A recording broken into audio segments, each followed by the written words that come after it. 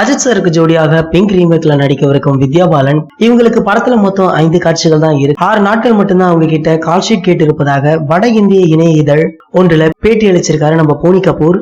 இது குறித்து பேசிய அவர், படம் ஹிந்தியில இருந்த அளவுக்கு ராவாக இருக்கக்கூடாது என்பதற்காகவே தமிழ்ல அஜித் சாருக்கு ஜோடியா வித்யா பாலனை தேர்வு செஞ்சாராம். அவங்களுக்கு படத்துல மொத்தம் 5 காட்சிகள் மட்டும்தான் வருவாங்களாம். இதற்காக தான் அவங்களுக்கு 6 நாள் மட்டும் கால்ஷீட் கேட்டிருப்பதாக சொல்லியிருக்காரு.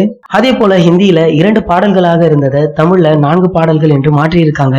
அதுல ஒரு பாடல்ல 3 நாயகிகளுடைய அறிமுக பாடலாம், இன்னொன்று அஜித்திற்கும் வித்யா பாலனுக்கும் நெருக்கமான தொடர்பானது அப்படின்னு மற்ற 2 பாடல்களும் கதையை ஒட்டி வருமா. படத்துல தமிழ் ரசிகர்களுக்காகவும் அஜித் ரசிகர்களுக்காகவும் ஒரு சில மாற்றங்கள் செய்யப்பட்டிருப்பதாலும் அவை அனைத்தும் இந்தியில ஒரிஜினலை எழுதிய ஷீஜித் சிர்கர், ரிதேஷ் ஷா ஆகிய இருவரையும் கலந்தாசித்து இறுதி செய்யப்பட்டிருக்கான். இவங்க 2 பேரையும் தமிழ்ல இயக்குனர் ஹெச் வினோத் தொடர்பு கொண்டு 4-5 முறை ஆலோசித்துள்ளதாக போனி கபூர் சொல்லியிருக்காரு. பாலிவுட்ல மோஸ்ட்லி பாத்தீங்கன்னா ஆக்ட்ரஸ்க்கும் மெல்லின இடையாகத்தான் இருக்கும். ஆனா வித்யா பாலன் மட்டும் கொஞ்சம் ஃபேட்டாக இருக்காங்க. இதனால இவங்க மார்க்கெட் பாதிக்காதா அப்படின்றத அவங்க உடைச்செறிஞ்சிருக்காங்கன்னு தான் சொல்லணும். தல 59 மூலம் கோலிவுட்ல வரும் வித்யா பாலன் அவங்களுடைய உடல் எடை பிரச்சனை குறித்து அண்மையில ஒரு பேட்டி கொடுத்திருக்காங்களாம். அதுல அவங்க என்ன சொல்லியிருக்காங்க அப்படின்றத பார்க்கலாம். நான் எவ்வளவுதான் கடினமாக ஒர்க் அவுட் செய்கிறேன், என்னுடைய உடம்பு நளினமாக ஆகாது அப்படின்னு சொல்லியிருக்காங்க. அதுக்கு உண்டான காரணத்தையும் சொல்லியிருக்காங்க.